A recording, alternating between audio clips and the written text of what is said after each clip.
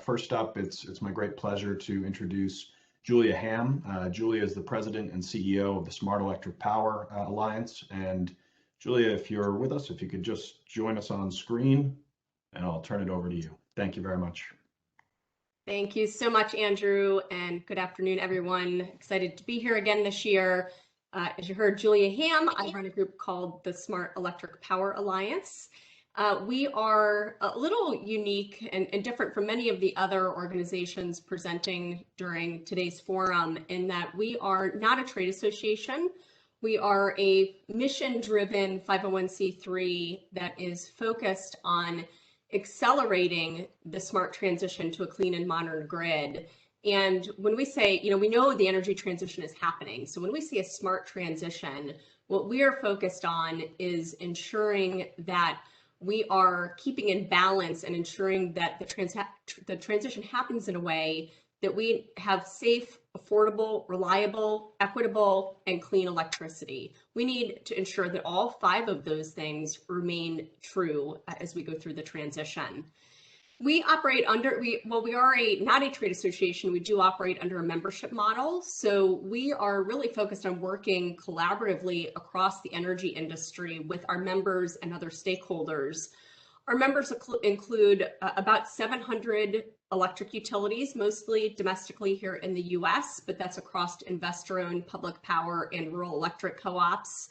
The significant majority of the state public utility commissions, so the regulators of the utility industry, many of the government agencies that are working on these issues, as well as hundreds of technology companies that are interested in working collaboratively with utilities on the transition, and many of the largest energy users and tech companies that are helping to also drive and accelerate the transition.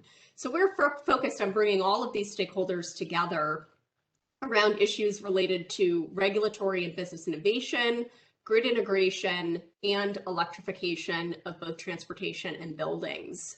So I don't think I need to tell you why. If we can go to the next slide, why do we need to accelerate? I mean, obviously there's increasing urgency. We're seeing increasing frequency and duration of all sorts of natural disasters, be it fires, floods, hurricanes, droughts, you name it. And it is taking a significant toll on our economy, on people's livelihoods. And so, as we think about this as the state of the state and sort of what are we seeing as we go into 2022, from my perspective, one of the things that I'm seeing is a real increase in the sense of urgency, right, from our industry, the energy industry, in addressing climate change. If we go to the next slide, one of the things that SEPA does is track utility commitments to carbon reduction. So we've got a great resource that's available for free on our website that we call our Utility Carbon Reduction Tracker. It's an interactive tool. You can filter it in many different ways to understand for each utility service territory, what are their carbon reduction targets, what's the timelines, what are the other interim milestones they have, and really understand what's happening. As you'll see here on this slide, almost 70% of US customers are served by a utility with a 100% carbon reduction target. That was not true, nor near true, just a couple of years ago. So we've seen an increasing number of utilities committing to new targets. I've been reporting on this stat actually at this forum for the past couple of years, and it's continuously ticking up. We've seen some significant in 2021 since the last time I addressed this group at this forum.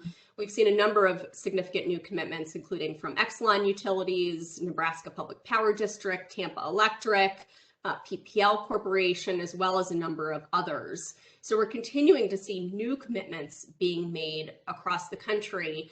And I'm looking forward to the day when this entire map has no gray on it and it's all shaded with utilities who have made commitments to get to 100% carbon reduction. If you go to the next slide, though, I want to show you the breakdown, and this is really looking at the time frames in which utilities are looking to get to 100% carbon reduction. And I share this because it is still early days, but I think we're seeing a trend, and it goes back to what I was saying at the very beginning about the increasing sense of urgency.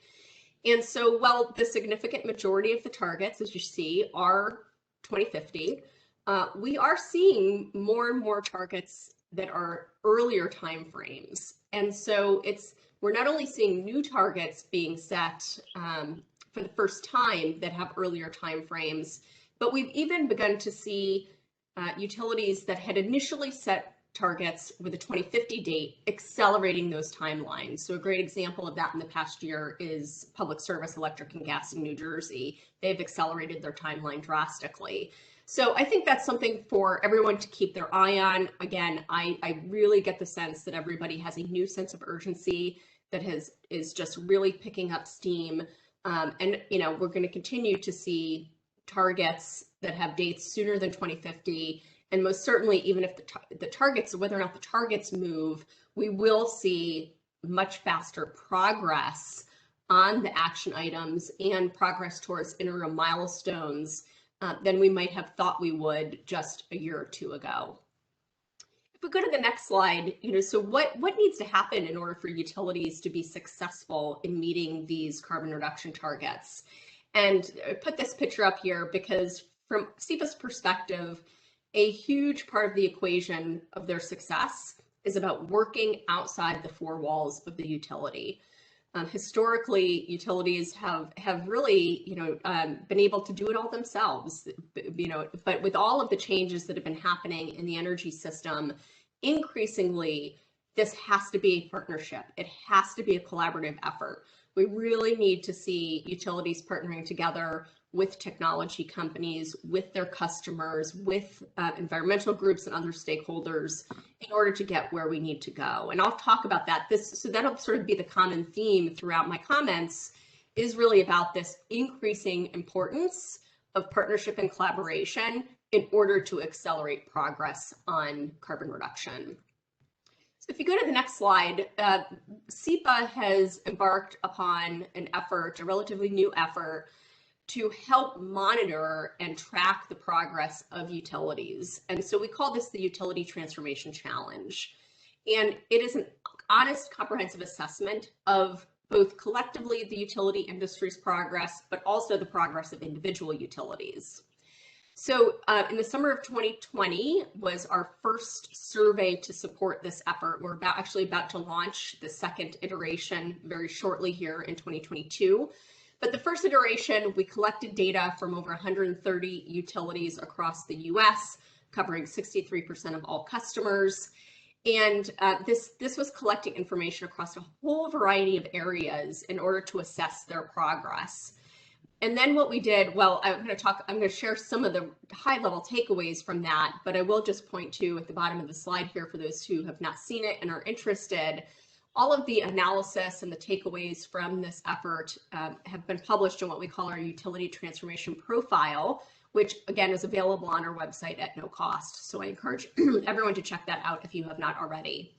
So if you go to the next slide, so we survey the utility industry across a whole variety of topics, but those really bubbled up into what we call 4 dimensions of transformation that we think are really at the high level, the components of what has to evolve and change in order to accelerate this progress. I'll start with clean energy resources. It's sort of the obvious one, but what we assessed was not just, we did assess this, but it wasn't only about how much of a utility's delivered electricity comes from carbon-free resources. That was a piece of it. But we also assessed what each utility was doing in terms of integrating customer-sited and controlled distributed energy resources into the broader utility resource mix. So it's a combination of the things, not only what the utility is doing, the purchase power that it has, but also the increasingly important role of customers and the integration and coordination between the utilities and the customers. So this is the clean energy resources assessment bucket, the dimension. The second was around corporate leadership, because we have seen firsthand at SEPA that change within utilities is absolutely driven from the top. And we need to see pretty significant cultural shifts in the utility industry in order to make the type of accelerated progress that we need to see. So we assessed things that really looked at what is the leadership doing to change the culture within the utility.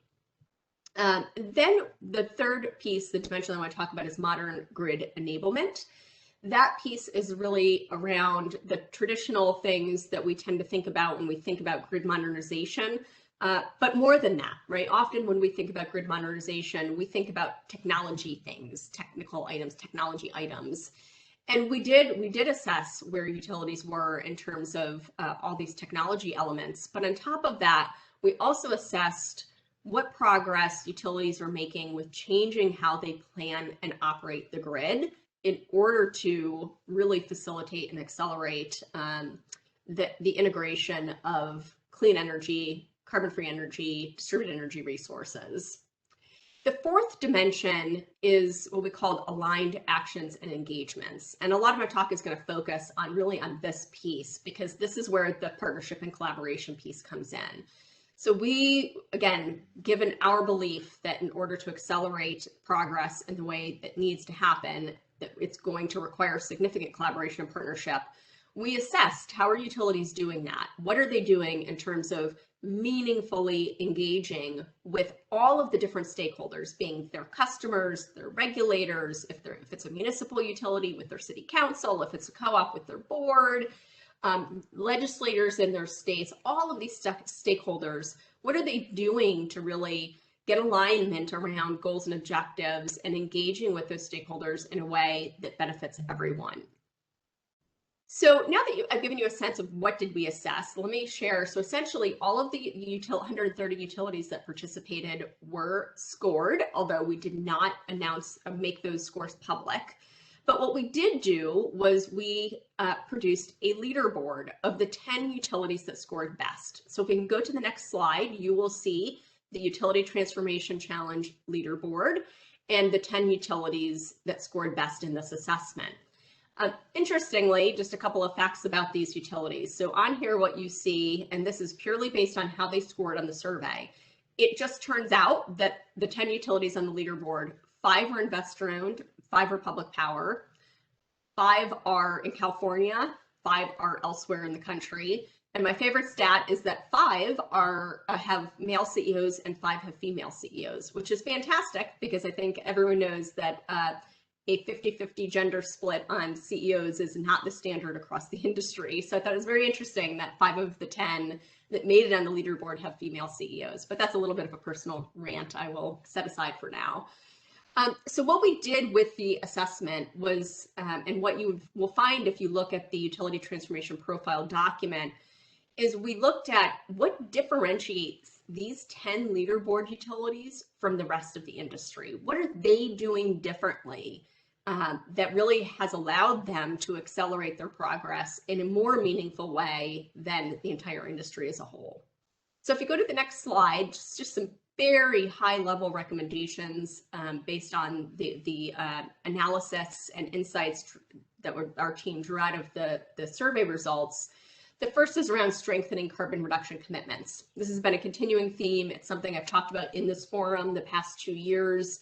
So we need to continue to have more utilities that have carbon reduction commitments, but we need to make sure that those who do, that they are setting science-based goals, that they have interim milestones, that they very clearly have a path to achieve, that there are detailed action plans. So having a long-term ambitious target, really important, but not enough in and of itself. The second piece recommendation is around addressing the transformation comprehensively across the utility.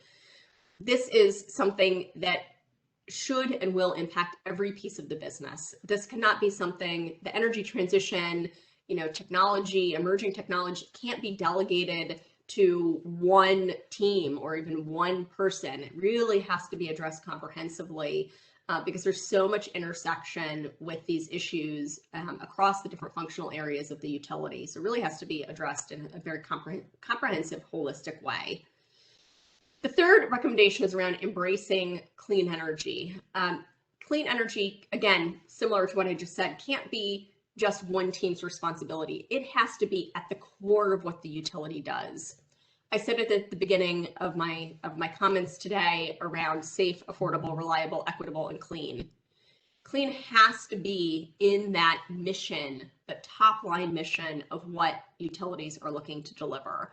And we're getting there. I'm so excited to see the momentum of the industry, and really that utilities are beginning to truly take on a leadership role and recognize that that is a core part of what they're doing. So it has to become a core part of their mission and ultimately their culture. Similarly, integrating equity is another recommendation. Like I said, it's not just safe, affordable, reliable anymore. We now need to add equitable and clean to that. So really making sure that as we go through this energy transition, that it's done in an equitable way and that we aren't leaving any customers behind. And then the last recommendation, coming back to my theme of partnership and collaboration, is around engaging with all of these stakeholders in a way in which it's never happened before.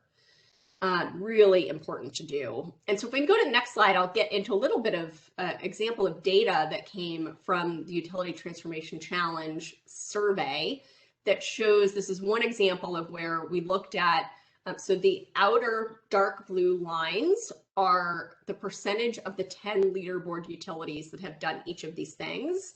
And the light blue inner line is the percentage of the rest of the participants in the industry.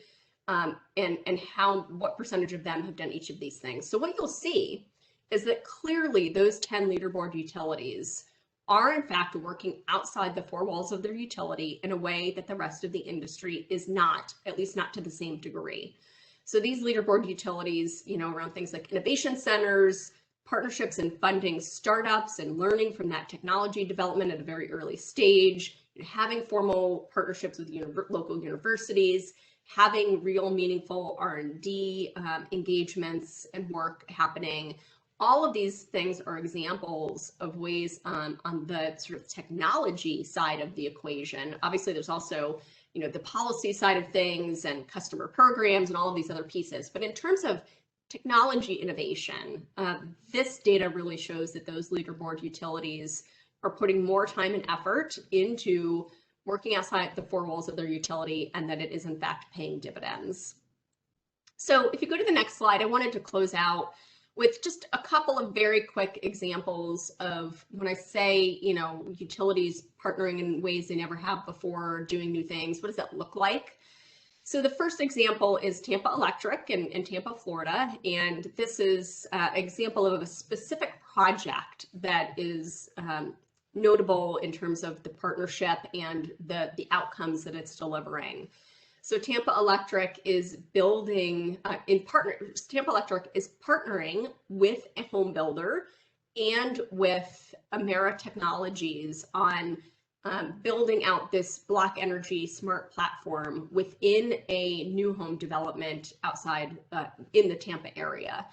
And as you can see, sort of from this diagram, so this is a new home community. Every house is going to have rooftop solar and battery storage. All of the houses in that development will be connected. They also will have on their community property, they will also have generation and storage. And essentially the whole community will be able to act as a microgrid. So probably no surprise to anyone, Tampa being in Florida is of course impacted by hurricanes.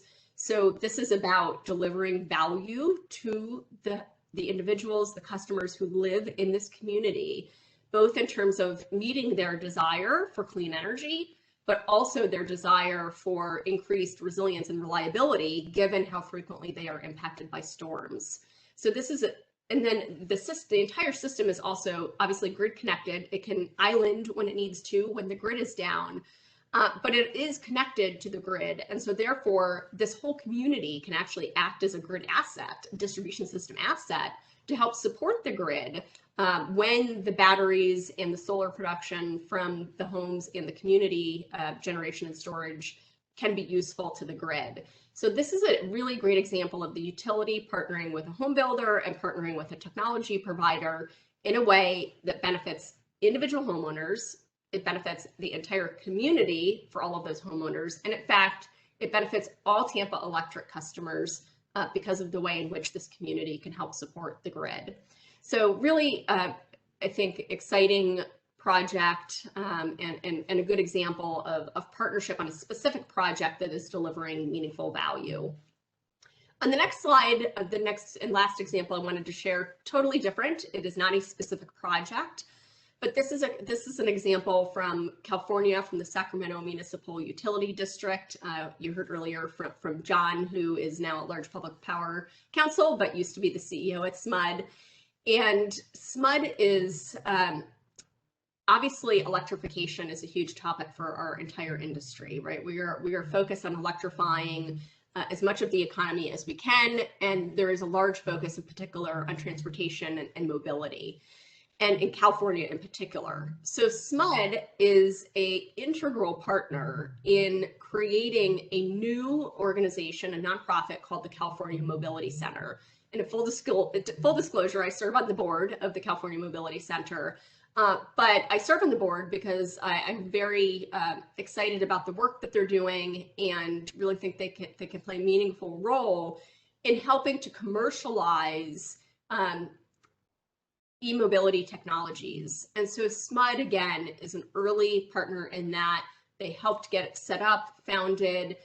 They are financially supporting the CMC. They have SMUD employees on loan to work at the CMC until the CMC can get up to a point where it can sustain its own team of employees. And so, the CMC will be working with e-mobility startups and with utilities and other large companies to bring them together to commercialize these technologies. So very different example of a way in which a utility can partner, right? So the utility is partnering with the nonprofit, but the nonprofit is focused on partnership, and really this way SMUD is getting its hands very deeply embedded in seeing what the new emerging technologies are in the e-mobility space and helping to commercialize that in a way that will benefit SMUD and its customers. So I think on the last slide, that was it. I apologize for my dog. That's the end of my presentation. My dog must have known. She's ready for her walk. It is that time of day. But really, again, going back to my theme, this is about the fact that together we can accelerate this transition and the importance of all working together to do that. So thank you, Andrew. Thank you so much, Julia, for a great presentation. I think really interesting to see you tie in the macro tracking initiative that you have, and then a couple really interesting examples there with Tampa Electric and CMC. So I understand we don't have time. You don't have time for questions today, and I, as a dog owner myself, would not keep you from taking your pup out. So thank you so much, Julia. It's really a pleasure to have you again, and all the best. Thank you so much.